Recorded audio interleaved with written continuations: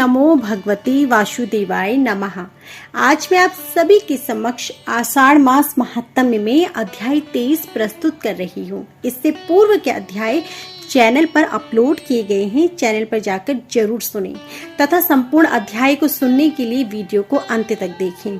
अध्याय 23 में चतुर्युग अनुसार भिन्न भिन्न व्यासों के नाम तथा ब्रह्म ज्ञान के महात्म्य का वर्णन किया गया है। श्री मैत्रेय जी बोले, हे भगवान, आपके कथन से मैं यह ज्ञान जान चुका हूँ कि किस प्रकार यह संपूर्ण जगत विष्णु रूप है और विष्णु में ही स्थित है, विष्णु जी से ही उत्पन्न हुआ है तथा विष्णु जी से ही अतिरिक्त और कुछ भी नहीं है। अब मैं यह सुनना चाहता हूँ कि भगवान ने वेद व्यास रूप से युग युग में किस प्रकार वेदों का विभाग किया। हे महामुनि, हे भगवान, जिस जिस युग में जो वेद व्यास हुए उनका तथा वेदों के संपूर्ण शाखा भेदों का आप मुझसे वर्णन कीजिए। श्री पराशर जी बोले, हे मैत्रेय, वेद रूप वृक्ष के सहस्त्रों शाखा भेद हैं, उनका विस्तार से वर्णन करने में तो कोई भी समर्थ नहीं है, अतः संक्षेप से सुनो।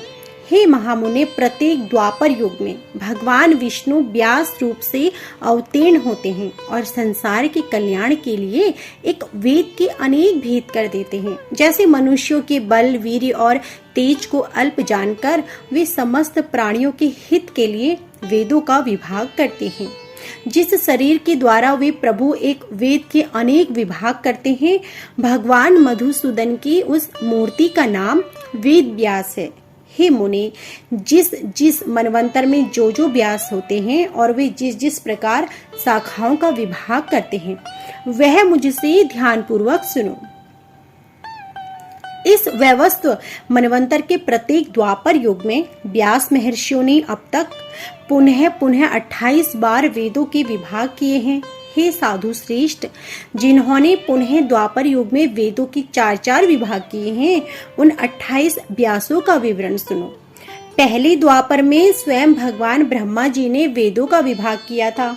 दूसरे द्वापर के वेद व्यास प्रजापति हुए।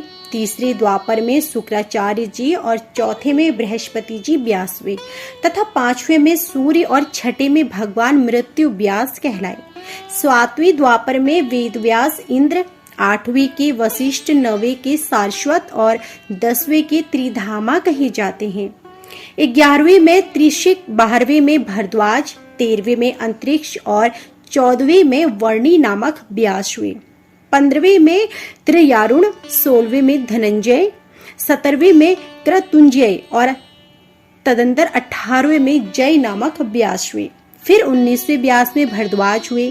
भरद्वाज के पीछे गौतम हुए और गौतम के पीछे जो व्यास हुए वे हरियात्मा कहे जाते हैं। हरियात्मा के अनंतर वाज श्रव मुनि व्यास हुए तथा उनके पश्चात भृंगुवंशी श्रस व्यास हुए जो वाल्मीकि कहलाए। तदंतर हमारे पिता शक्ति हुए और फिर मैं हुआ। मेरे अनंतर जातुकर्ण व्यास हुए और फिर कृष्ण द्वैपावन। इस प्रकार ये 28 व्यास प्राचीन हैं। उन्होंने द्वापर आदि युगों में एक ही वेद के 4 विभाग किए। हे मुने, मेरे पुत्र कृष्ण द्वैपायन के अंतर आगामी द्वापर युग में द्रोण पुत्र अश्वत्थामा वेद व्यास हुए। ओम, यह अविनाशी एक साक्ष ही ब्रह्म है। यह बृहत और व्यापक है, इसलिए ब्रह्म कहलाता है। भूलोक, भूरलोक और स्वर्गलोक ये तीनों प्रण स्वरूप है, ब्रह्म में ही स्थित है तथा प्रणव ही यजो शाम और अर्थ स्वरूप है। अतः उस ओमकार रूप ब्रह्म को नमस्कार है, जो संसार की उत्पत्ति और प्रलय का कारण कहलाता है तथा महत्व से भी परम सूक्ष्म है। उस ओमकार रूप ब्रह्म को नमस्कार है, जो अगाध, अपार और अक्षय है, संसार को मोहित करने वाले तमो गुण का आश्रय है तथा प्रकाश में सतत्व गुण और प्रवृत्ति रूप रजोगुण के द्वारा पुरुषों के भोग और मोक्ष रूप परम पुरुषार्थ का हेतु है, जो सांख्य निज्ञों की परम निष्ठा है, दमशल्यों का गतंत्र स्थान है और अव्यक्त और अविनाशी है तथा जो सक्रिय ब्रह्म होकर भी सदा रहने वाला है, जो स्वयंभू प्रधान और अंतर्यामी कहलाता है तथा जो अविभाग, दीप्तिमान, अक्षय और अनेक रूप है, और जो परमात्मा स्वरूप भगवान वासुदेव का ही रूप है, और ओमकार स्वरूप पर ब्रह्म को सर्वदा बारंबार नमस्कार है। यह ओमकार रूप ब्रह्म अभिन्न होकर भी आकार, उकार और मकार रूप से 3 भेदों वाला है। यह समस्त भेदों में अभिन्न रूप से स्थित है, तथापि भेद बुद्धि से भिन्न भिन्न प्रतीत होता है। वह सर्व आत्मा साग्मय और यजुर्मय है तथा ऋग यजु शाम का सार रूप वह ओमकार ही शरीरधारियों का आत्मा है। वह वेदमय है, ऋग्वेद आदि रूप से भिन्न हो जाता है और वहीं अपने वेद रूप को नाना शाखाओं से विभक्त करता है, और असंग भगवान ही समस्त शाखाओं के रचयिता और उनके ज्ञान स्वरूप हैं। अब ऋग्वेद की शाखाओं का विस्तार का वर्णन करता हूँ। सृष्टि के आदि में ईश्वर से आविर्भूत वेद ऋग, यजु आदि 4 पादों से युक्त और 1,00,000 मंत्र वाला था।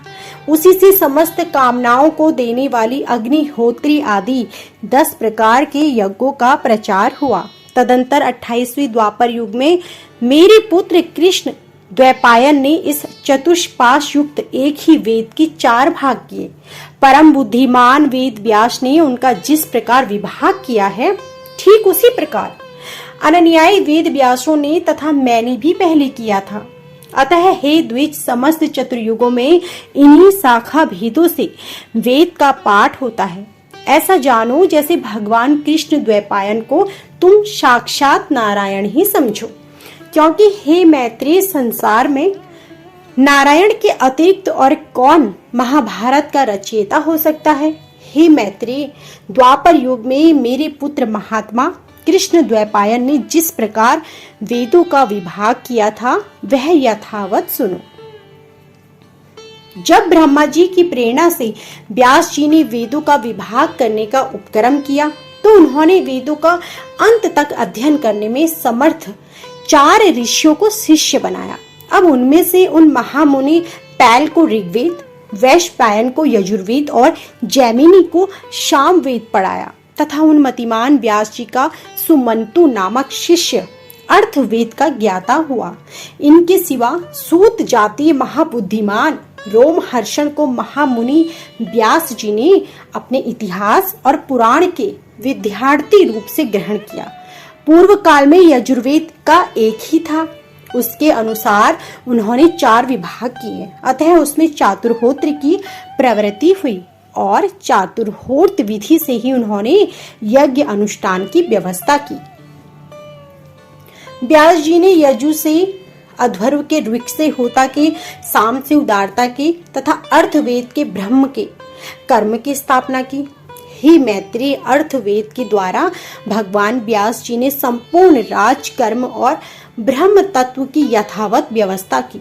इस प्रकार व्यास जी ने वेद रूप एक वृक्ष के 4 विभाग कर दिए। फिर विभक्त उन चारों से वेद रूपी वृक्षों का वन उत्पन्न हुआ। हे विप्र, पहले पैल ने ऋग्वेद रूप वृक्ष के 2 विभाग किए। उन दोनों शाखाओं को अपने शिष्य इंद्र, प्रमिति और बाष्फल को पढ़ाया। फिर बाष्फल ने भी अपनी शाखा की 4 भाग किए और उन्हें बोध आदि अपने शिष्यों को दिया। हे मुनि, बाष्कल की शाखा की उन 4 प्रतिशाखाओं को उनके शिष्य बोध्य, अग्निमाध्य, याज्ञवल्क्य और पराशर ने ग्रहण किया। हे मैत्रेय, इंद्र प्रमिति ने अपनी प्रतिशाखा को अपने पुत्र महात्मा मांडुकेय को पढ़ाया। इस प्रकार शिष्य प्रशिष्य क्रम से क्रम उस शाखा का टन के पुत्र और शिष्यों में प्रचार हुआ। इस शिष्य परंपरा से ही शाक्यक वेदमित्र ने उस संहिता को पढ़ा और उसको 5 अनुशाखाओं में विभक्त कर अपने 5 शिष्यों को पढ़ाया। उनके जो 5 शिष्य थे उनके नाम सुनो। वे मृदुल, गौमुख, वात्सय और शालीय तथा 5वें महामती शरीर थे। हे मुनिसतम, उनके एक दूसरे शिष्य शाकपूर्ण ने 3 वेद संहिताओं की तथा चौथे एक निरुक्त ग्रंथ की रचना की। इन संहिताओं का अध्ययन करने वाले उनके शिष्य महामुनि क्रौंच, वैतालिक और बलाक थे तथा निरुक्त का अध्ययन करने वाले एक चौथे शिष्य वेदांग की पारगामी निरक्तर हुए। इस प्रकार वेद रूप वृक्ष की प्रति शाखाओं से अनुशाखाओं की उत्पत्ति हुई। हे द्विजोतम, बाष्कल ने और भी 3 संहिताओं की रचना की। उनके शिष्य काल्यानी, गाग्र तथा कथाजव थी। इस प्रकार जिन्होंने संहिताओं की रचना की वे बहव्रज कहलाए। तो यह थी हमारी आज की संपूर्ण कथा। यदि आपको हमारी यह कथा पसंद आई हो तो वीडियो को लाइक करना ना भूलें।